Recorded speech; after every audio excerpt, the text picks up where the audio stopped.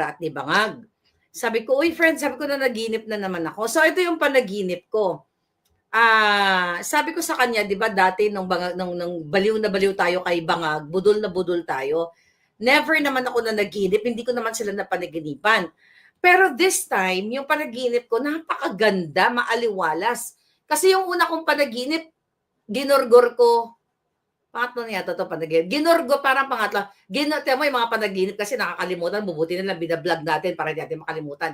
Kanina ako na naginip. So, yung unang panaginip natin, di ba, may parang, yung natatandaan ko sa panaginip ko, yung ginorgor ko si Lisa Tanas at saka si Bangag, yung inikot ko yung julo nila. Remember that? Then, may nag-interpret nun, si Attorney Nick. Alright? Then, yung isa kong panaginip, yung may sumirit na dugo dito kay Bangag, na parang somewhere in Baguio or Alaska kami, di ba? Na bigla siya nag-show up. Remember that? Na sumirit yung dugo dito sa liig niya. I wish totoo, no?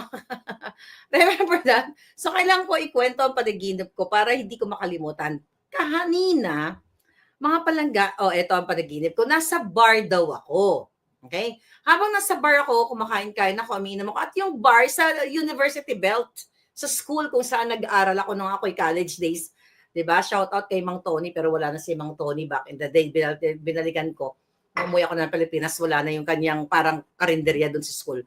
So ngayon, habang kumakain daw ako, mga kababayan, eto habang kumakain-kain, nagkain-kain ako, nag-inom-inom, ang lola ninyo, nag-StreamYard tayong ganito.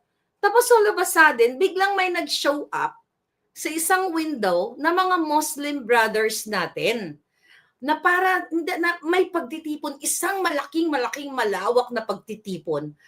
Ang daming tao. Wala akong nakita mga placards or whatever, pero sobrang dami ng tao na ang saya. Okay? Nakita ko si mga naka yung suot na ating mga Muslim brothers and sisters. Ang dami nila. Tapos biglang sa kabilang window, parang ganito, lumabas si Pangulong Duterte. Alam mo yan, typical na Duterte. Lumabas si Pangulong Duterte sa kabilang window na naglalakad siya, kumakain daw siya ng ewan, kinakain niya, cornic ba, umani.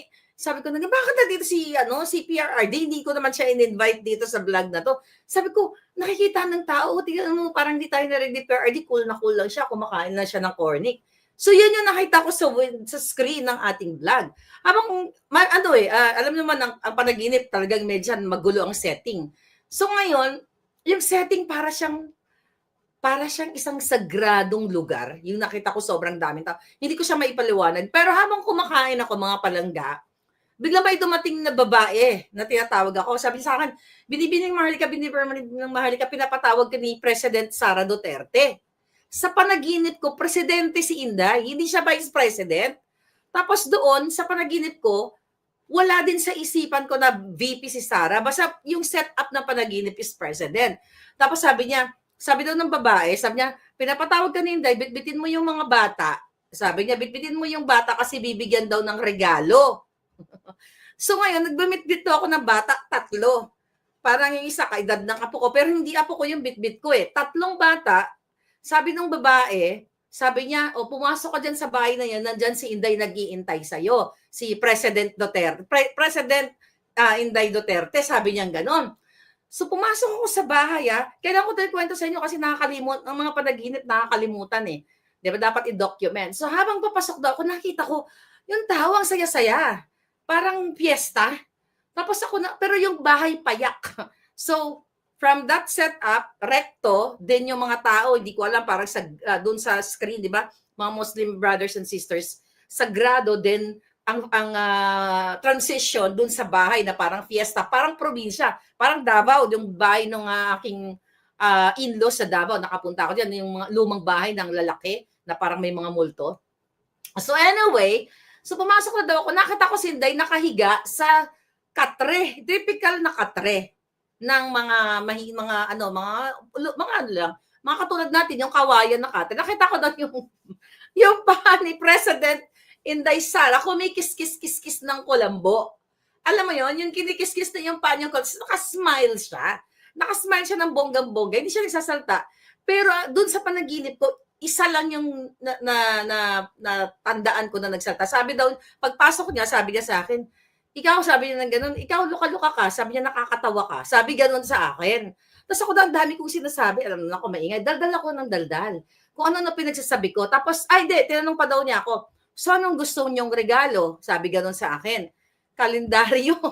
Mahawi siguro na nag-uusap tayo tungkol sa kalendaryo. Sabi ni Inday sa akin, anong gusto niyong regalo? Tapos sabi ko, ay sabi niya kalendaryo o poster? Ang pinili ko daw poster. Sabi ko poster, basta sabi ko basta Mrs. President, merong signature mo, okay na ako doon. Tapos sabi niya, oh, sige, sabi niya, may tinawag siyang, yung babae pa tinawag niya, oh, sige, bigyan mo to ng kalendaryo. Tapos mega smile si Inday. Tapos ngayon, ako ang dami kong sinasabi, pero sa panaginip, hindi ko na matandaan kung ano yung sinabi ko. Pero eto ang talagang natanda ko. Sabi ko sa kanya, wala ko ibang hihilingin sa iyo, Mrs. President. Sabi ko na ganon. Hindi pwede na presidente ka, wala kang gagawin sa mga bangag na ito. Gurgurin mo silang lahat. Sabi ko sa kanya, gurgurin mo at hindi na muli pang makapagnakaw. Yung mga sinasabi natin dito, makapagnakaw, makapag lahat ng mga kahayupan nila. Mega smile lang si Inday. Nakasmile siya, wala siyang sagot. Tapos yung kama, yung katre, na kawayan, bamboo, made of bamboo, very probinsya, facing sa kalsada, alam niyo parang infinity pool, facing sa kalsada na dumadaan ng mga tricycle drivers, baka si Ferdinand Dolosa, yung palangga ko na tricycle driver, baka ikaw yun palangga, nasa panig.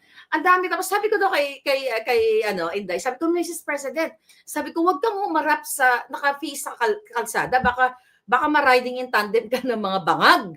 Tapos naka-smile pa rin siya ng bonggang-bongga. Tapos ngayon, sabi nung tawag dito, nung babaeng tumawag sa akin, 'di ba? Nasa bar daw akong ganyan sa panaginip ko. Sabi niya, wag po kayo mag-alala, Miss Maharlika, ligtas po si Mrs. President. Nagising na ako, palangga. Ano ibig sabihin na naman 'yon? Attorney Nick, interpret mo nga. Yung kaibigan ko, in-interpret niya. Sabi niya, I think yung tungkol sa maraming tao, may mga nagwewelga, baka talagang may parating na malaking welga. At yung mga bata, baka symbolism yon na yung mga bata binigyan ng regalo, pero actually dun sa panaginip, ang binigay sa amin is poster, walang candy or something. So sabi ni Palangga, na friend na kausap ko, sabi niya, I think that's nagsisimbolo yan sa pag-asa ng mga bata. Sabi niya, pag-asa ng bayan. At yung nag-live stream ka, ginagawa ko naman yun, di ba? At yung mga Muslim brothers at saka si Pangulong Duterte, baka si Pangulong Duterte, sabi niya, cool naman, talaga patawa-tawa lang, baka biglang, oh boom, ayan na kayo, wala na kayo. Parang ganon. So anyway, I don't know, pero I swear to God, mga palangga, nung sinuportahan ko sila bangag since 2015, nung simula ako nag-vlog, never ko silang napanaginipan ng ganito. Ngayon, ano ang signales ng panaginip na ito? Dahil ba't everyday nagsasalita ako dito? Everyday naman nagsasalita ako noong 2015, pero hindi ako nanaginip. Pero ganun pa man, ang napakaganda dun sa panaginip ko ay sana mag-manifest, sabi ni Blue Star. Kaya gusto ko ikwento sa iyo kasi makakalimutan ko to eh. Makakalimutan mo to, di ba? Yung panaginip, nakakalimutan mo. Sabi ni Constance, I interpret that as regime change as well. Yun din yung sa akin. Kasi di ba yung unang panaginip ko na sabi ko ang dami-daming tao na parang nagbuwelga? Remember that? Tapos this time, malinaw na Mrs. President siya. Tapos nakasmile lang siya. Basta ang sinabi lang niya talaga yung, ikaw loka-loka ka, sabi gano'n, nakakatawa ka. Then anong gusto mong regalo? Kalendaryo or kalendaryo or poster? So yun, may mga bata, may mga tao, may drinking session. Ako yung nagdrink. Fiesta. Fiesta is celebration.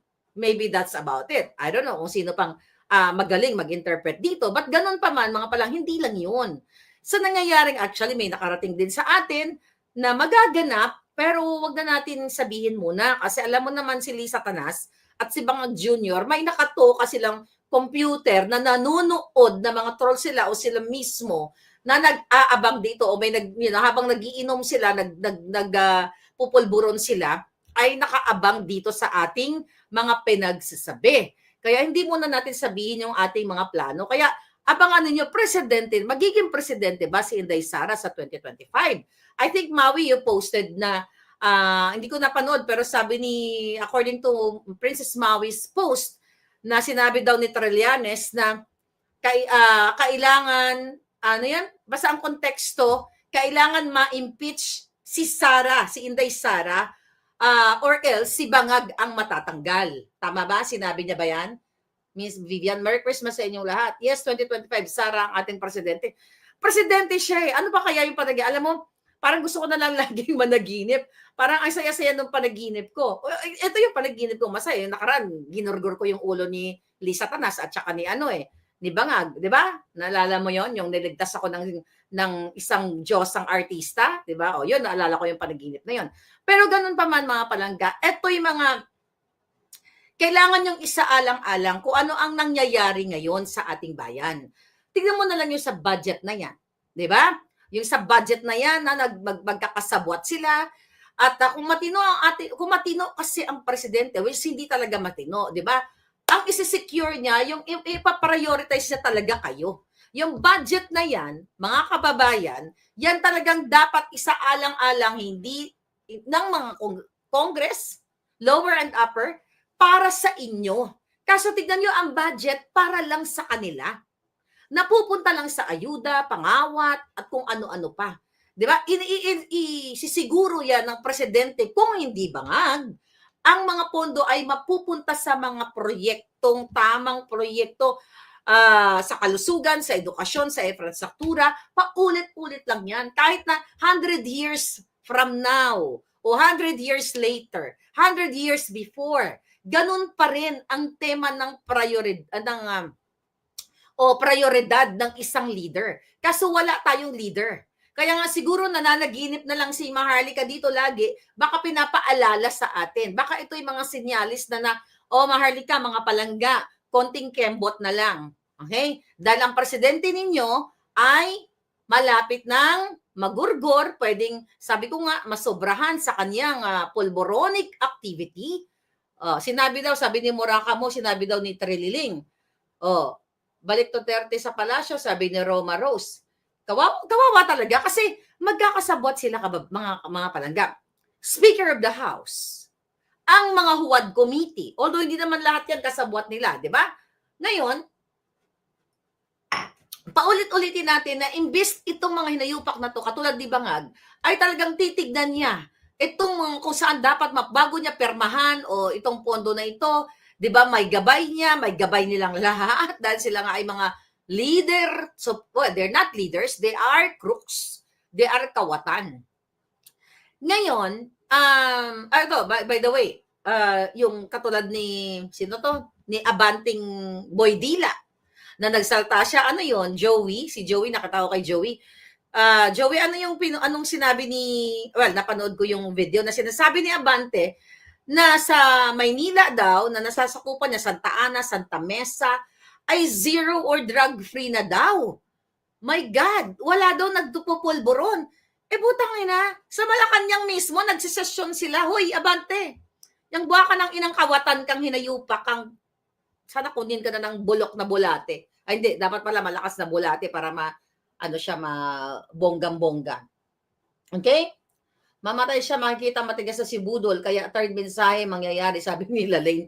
Alam mo, I hope talaga mag-manifest talaga yun, palangga, Cynthia from San Diego. Thank you, palangga. So ngayon, ito na nga yung sinasabi natin sa inyo mga kababayan. Lahat sila, puro mga kasinungalingan. Dahil wala nang ginawa, kundi magtutok sila kung paano nila nakawin ang pera ng bayan. Ang pinakamahalagang proyekto, ang edukasyon at ang kalusugan at yung infra, sabi ko nga, dyan lang naman iikot yan, jobs. Pag may infra, may jobs. 'Di ba? May trabaho. Kapag maayos ang pangatawan, may trabaho, malakas, magkakaroon ng pera. Pag may maayos na edukasyon, tatalino ang mga tao, magkakapera, hindi na maghihirap sa buhay nila dahil kaya nilang bumili ng mga pagkain at sa kanilang mga bills at syempre pababayan ng presyo. Doon lang naman tayo ulit-ulit mga kababayan Pero tignan nyo ang nangyayari ngayon. It's good na merong social media, although pilit tayong ginugurgur dito. Ginugurgur tayo Gusto tayong, hindi gusto, tinatakpan na tayo, binubusalan na lahat ang bibig natin na ang tema ng ating pananawagan dito ay what? Anong pananawagan natin? 'Di ba? Transparency and accountability. So dahil wala sila noon, wala sila, lahat ng mga inayupak na yan, ngayon tayo ay nagsasalta dito. Dapat nga, sabi ko nga, kung pinailan nila ng impeachment, si Inday Sara for the third time, mga pari pa ang mga kasabwat. Bakit hindi filean ng kaso itong si Bangag? I mean, ng impeachment si Bangag. Well, siguro baka hindi na lang yun ang inaantay kasi based on my panaginip, baka naman malapit na. Kaya wag din tayo magsawa. I know I have friends na nagme-message sa akin, Marlica, nakakasawa na, nakakapagod na, ayaw ko na, may mga ganun. Sabi ko, huwag ka mapagod. Kasi kapag kayo ay napagod at kayo ay nagsawa, panalo sila. Imagine nyo kung lahat tayo tahimik. Lalo silang magbe-fiesta.